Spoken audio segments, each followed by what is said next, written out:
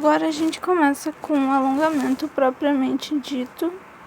E eu sempre coloco meu timer para 45 segundos, porque 30 segundos é o tempo mínimo.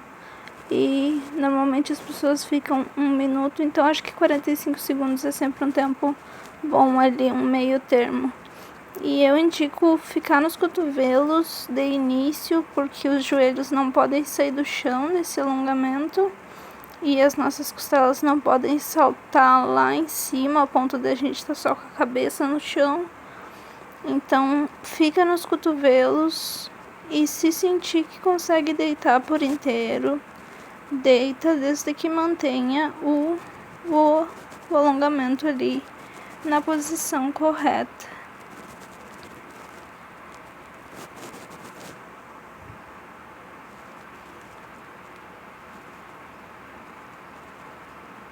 Agora a gente vai alongar a virilha, os músculos ali do middle split, espacate lateral. E nesse alongamento eu gosto de ir de um lado para o outro, porque todos eles são alongamentos estáticos, né? A gente fica parado na posição, mas eu gosto de mexer de um lado para o outro para soltar um pouquinho mais a minha articulação ali. E é bom sempre engajar os glúteos nesse alongamento para empurrar o quadril para frente, que aí a gente consegue ir mais fundo no alongamento.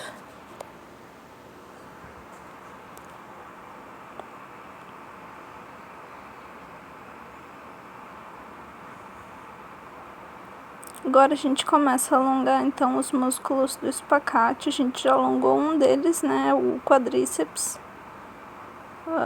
Agora a gente vai alongar o segundo músculo do espacate, que é o flexor de quadril, ou psoas, que fica bem ali onde está o meu shorts, bem na frente do quadril. E aí é importante não deixar a cintura cair lá embaixo, porque quando a gente vai lá embaixo sem estar com o alinhamento correto, a gente acaba jogando para lombar esse alongamento que é para ser no quadril. Então é importante sempre ter a intenção de manter o umbigo para dentro, como se a gente estivesse puxando o umbigo para dentro nesse alongamento. Nunca empinar o bumbum.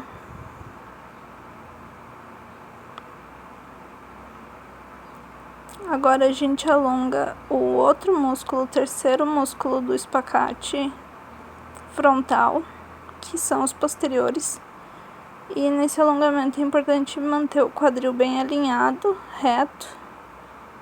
Não deixar uma perna estar lá na frente, não deixar a cabeça cair lá na frente. Tentar manter o alinhamento do quadril ali certinho para pegar nos posteriores só e não no nervo ciático atrás do joelho. E para isso é útil também fazer ponta de pé. Muita gente diz que é importante fazer flex no pé na hora de alongar os posteriores, mas não é necessário. Não é necessário porque os posteriores e o nervo ciático são independentes entre si, então fazer flex ou fazer ponta não faz diferença nenhuma, só com o flex você irrita o seu nervo ciático ali atrás do joelho, o que não é necessário. E agora a gente repete tudo pro outro lado. E eu gosto de manter ali o meu pé no chão, ao invés de botar o peito do pé no chão, porque eu sinto que pega mais no meu psoas se eu fizer isso. Se eu estender o meu pé lá atrás, eu sinto que é muito fácil cair para lombar esse alongamento e eu compensar com a lombar. Mas isso é uma preferência minha. Barriga para dentro sempre, mantendo a intenção de não empinar o bumbum. É bom se apoiar em alguma coisa também para não perder o equilíbrio. É muito fácil, olha aí, perder o equilíbrio nesse alongamento. Eu não lembrava que isso ia acontecer.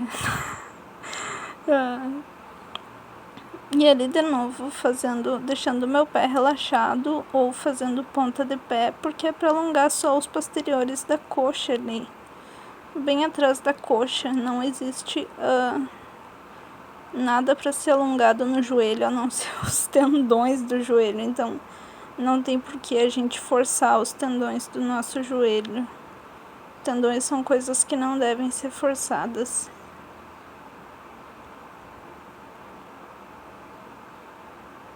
Eu sinto que olhar para longe me ajuda a manter o alinhamento nesse alongamento. Se eu ficar olhando sempre para baixo, que nem eu tô fazendo agora, eu acabo arqueando demais as costas. E agora a gente vai alongar o último músculo do espacate, que é o bumbum. São 4 músculos no total: o quadríceps, os posteriores, o bumbum e o flexor de quadril ou psoas. E eu gosto desse alongamento especial para alongar o bumbum porque ele rotaciona as costas também. E quando a gente fala de flexibilidade das costas, as pessoas sempre pensam em ir com as costas bem para frente ou ir com as costas bem para trás. Mas é importante mover as costas em todas as direções, inclusive para os lados e na diagonal também. E esse alongamento me permite mover minha coluna na diagonal. Então, gosto bastante dele.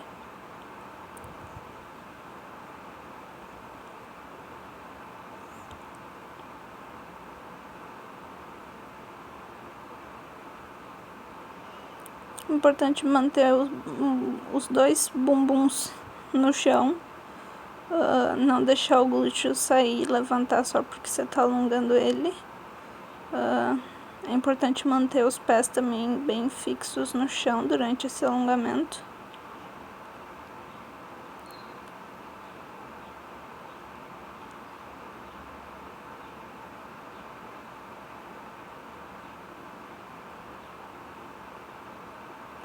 Com o tempo alongando todos esses músculos das pernas, o espacate ele chega. É importante não esquecer de alongar nenhum deles: quadríceps posteriores, glúteos e psoas. E agora a gente vai alongar o middle split, o espacate lateral.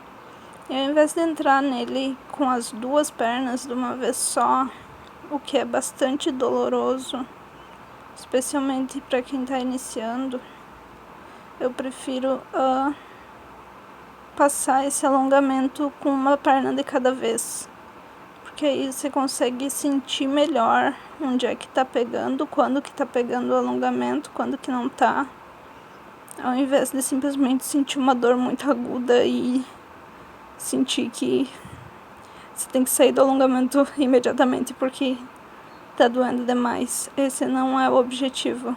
Se o alongamento tá doendo demais, é porque você tá forçando demais. E a gente não quer isso de modo nenhum. Primeiro porque forçar o alongamento pode levar a lesões e a gente não quer isso jamais. E segundo porque se você forçar demais um alongamento, depois você vai ficar 3, 4 dias com dor, sem conseguir andar direito e só vai conseguir treinar 1, 2 vezes na semana e olhe lá. Então é muito mais ganho treinar 3, 4 vezes na semana um treino leve, sem forçar demais, sem sentir muita dor nos alongamentos, do que treinar 1 vez na semana um treino super puxado.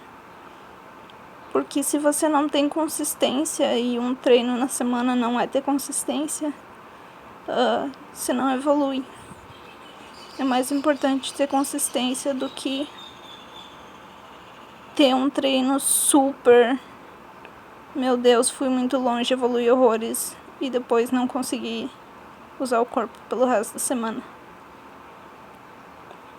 E agora a gente alonga a panturrilha, porque é importante para a lira e para várias figuras na lira alongar a panturrilha. E ao invés de simplesmente ir com as mãos até os pés, eu prefiro alongar primeiro os posteriores da coxa e depois a panturrilha em separados, para de novo não irritar meu nervo ciático ali atrás do joelho, porque não tem necessidade, ele é só um nervo, não tem por que irritar ele.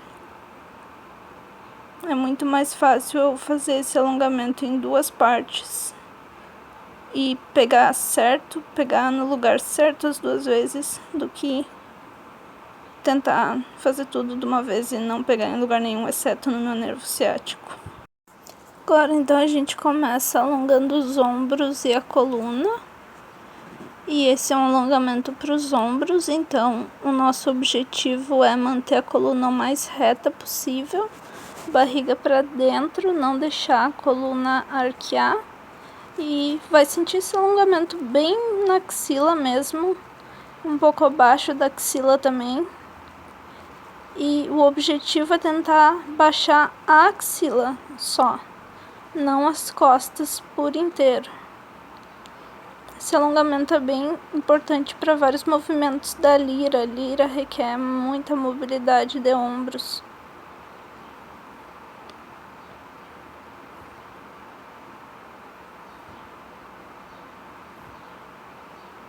Agora ali a gente vai alongar o nosso peito.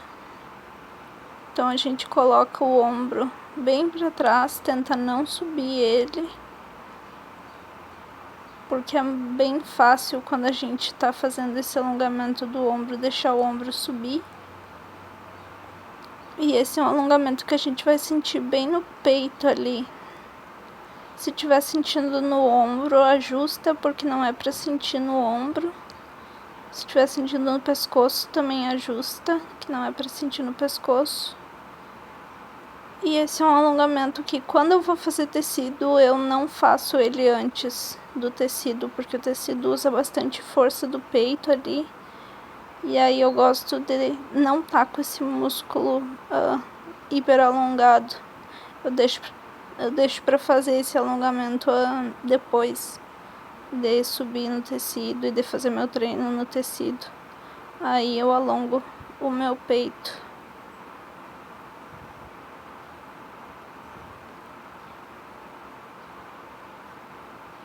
Eu gosto de fazer um ombro de cada vez, um braço de cada vez também, porque ao invés de simplesmente pegar as mãos atrás ali e fazer os dois ao mesmo tempo, porque quando a gente faz isso a gente acaba sempre abrindo muito o peito e aí não alonga o músculo necessário. A gente simplesmente acaba abrindo as costelas. E nesse alongamento a gente deixa as costelas fechadas.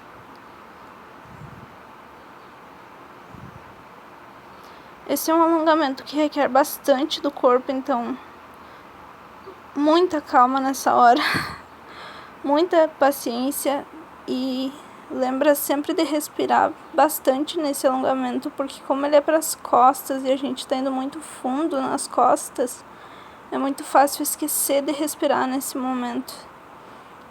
Então vai num nível confortável de início e com o tempo, conforme for pegando a manha de respirar nesse alongamento, aí sim vai descendo as mãos e vai indo mais fundo. Muito importante tomar cuidado com a nossa coluna. Lembrando sempre de respirar, mesmo que seja uma respiração curta.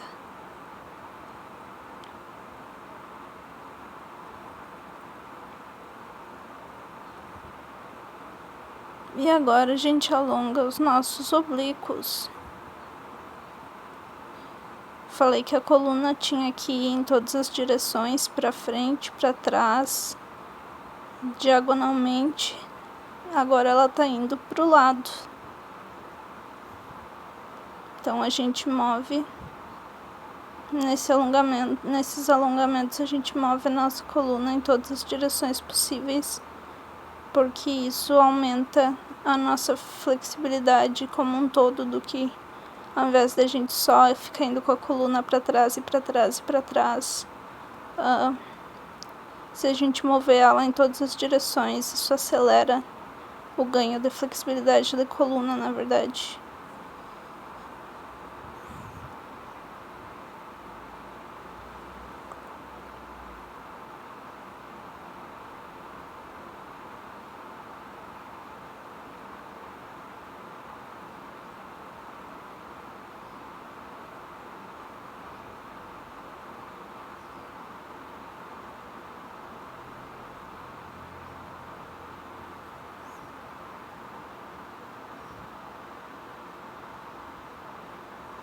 Esse é outro alongamento que, se eu vou fazer tecido, eu deixo para fazer depois do meu treino, porque a gente usa bastante força de abdômen no tecido. Então eu faço uns 15 segundinhos dele no máximo antes do treino.